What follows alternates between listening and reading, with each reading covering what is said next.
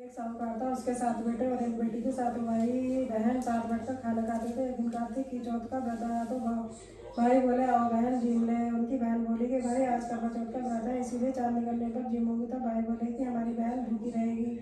तो एक भाई ने दिया और एक ने छलनी ली और एक पेड़ के पास जा करके एक तरफ होकर दिया जलाकर छलनी से ढक दिया और आकर कहा बहन तेरा चांद निकल रहा। तो वह भाभी से बोली आओ भाभी अर्घ दे देता। भाभी बोली बहन जी तुम्हारा चांद निकला, हमारा चांद तो रात को निकलेगा और हमारा चांद तो रात में निकलेगा। और उस पर अकेली नहीं अर्घ दे दिया और भाइयों के साथ जिमने बैठ गई। पहली गस्सी में बाला, दूसरे में पत्ता निकला, तीसरे में बहन को लेने आ गया और बोला कि बहन का पति बहुत बीमार है, जल्दी से भेजो। जब माँ बोली कि साड़ी पहन कर ससुराल चले जाओ और सोने का टका पल्ले में बांध दिया और कहा कि रास्ते में कोई भी मिले उनकी पैर छूते जाना उनके पैर छूते जाना और आशीर्वाद देते जाना। सब लोग रास्ते में मिले, उसने वही किया और आशीर्वाद देते गए। और ठंडी हो सब करने वाली हो, सातों भाइयों की बहनों तेरे भाइयों को सुख दे, परंतु किसी ने सुहाग का आशीर्वाद नहीं दिया। ससुराल में पहुंचे, दरवाजे पर छोटी ननद खड़ी थी और उसने उसके पैर छुए तो ननद ने कहा सीली सुपुत्री हो, 7 पुत्रों की माँ हो, तेरे भाइयों को सुख मिले। तो यह सुनकर वह सोने का टका उसने टका माँ ने दिया था वह खोलकर दे दिया। अंदर गई तो सासू ने कहा ऊपर मंडेर है, वहां जाकर बैठ जा। और ऊपर गई तो देखा कि उसका पति माला पड़ा है और वह रोने चिल्लाने लगी। उसकी सासू दासू से कहती है उसको बची हुई रोटियां दे आओ। इस प्रकार मनसी की चौथाई बोली कि करवे ले लो, करवे ले लो, भाइयों की प्यारी करवे ले लो, दिन में 4 बार लेने वाली करवे लो, ज्यादा भूख लगने वाली करवे लो। वह चौथ माता को देखकर बोली कि मेरा सुहाग तुमने उजाड़ा है, तुम ही मेरे को सुहाग दोगी, मेरे को सुहाग देना पड़ेगा। तब चौथ माता ने कहा कि पोष माता आएगी, वह मेरे से बड़ी है, वही सुहाग देगी। इस प्रकार पोष माता भी आकर चली गई। माघ की भी आई, फागुन की भी आई, चैत की भी आई, बैसाख की भी आई, जेठ की भी आई, आषाढ़ की भी आई, श्रावण की भी आई, भादों की भी आई, सारी चौथ माता आई, लेकिन किसी ने उसका सुहाग वह यही जवाब देती आई। अगली चौथ आई तो उनसे कहना बाद में अश्विन की चौथ आई तो उसने कहा तेरे ऊपर कार्तिक चौथ नाराज है, वही तेरा सुहाग देगी, तब उसके पैर पकड़ के बैठ जाना। यह कहकर वह चली गई। बाद में कार्तिक की चौथ आई, गुस्से में बोली भाइयों की प्यारी करवे ले, दिन में 4 बार करवा ले, ज्यादा भूख वाली करवा ले। यह साहूकार की बेटी पैर पकड़ कर बैठ गई, रोने लगी, हाथ जोड़कर बोली हे चौथ माता मेरा सुहाग तेरे हाथ में है, तेरे को देना पड़ेगा। चौथ माता बोली कि छोड़ पापनी हत्यारिन, मेरे पैर क्यों पकड़ कर बैठी है तू। वह बोली कि मेरे से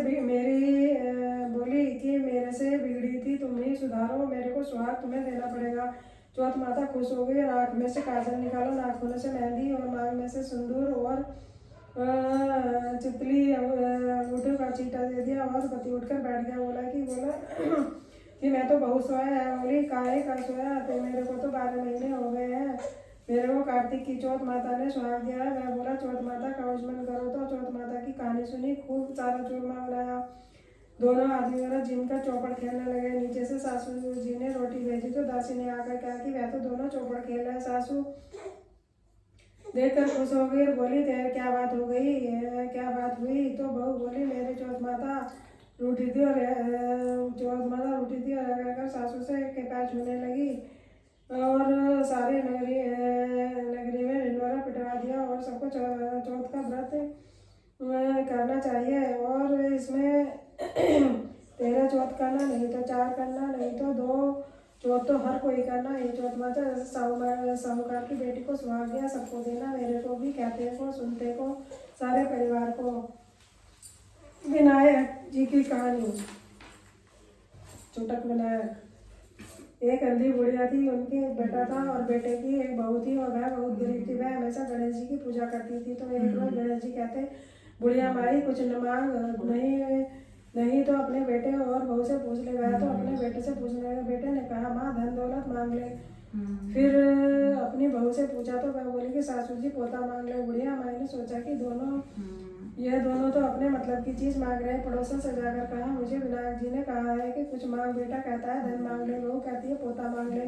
पड़ोसन बोलेगी तू ना धन मांग ना पोता मांग, ना तू कितने दिन जिएगी, तू अपनी आँख मांग ले। तो पड़ोसन की बात भी नहीं मानी। घर आकर सोचा कि बेटा बहू खुश के खुशी में ही सब बेटा बहू खुश हो, वह भी मांग लूँ और अपने मतलब की चीज मांग लूँ। दूसरे दिन गणेश जी आए और बोले बुढ़िया माँ कुछ मांगता हूँ। बोली कि आँख में से जिसने कि आँख दे जिससे सोने के कटोरे में पोता दूध पीता दिखे, सुहाग दे निरोग काया दे, 9 करोड़ की माया दे, और बेटा पोता पड़पोते दुनिया में भाई भतीजे सारा परिवार का सुख दे, मोक्ष दे। तब गणेश जी बोले माई तूने तो मुझे ठग लिया और सब कुछ मांग लिया, परंतु सब इसी प्रकार होगा। यह कहकर गणेश जी अंतर्ध्यान हो गए। बुढ़िया माई के उसी प्रकार सब कुछ हो गया। गणेश जी महाराज जैसे उस बुढ़िया को देना ऐसा सब बोला चुटक बनाए महाराज की जय।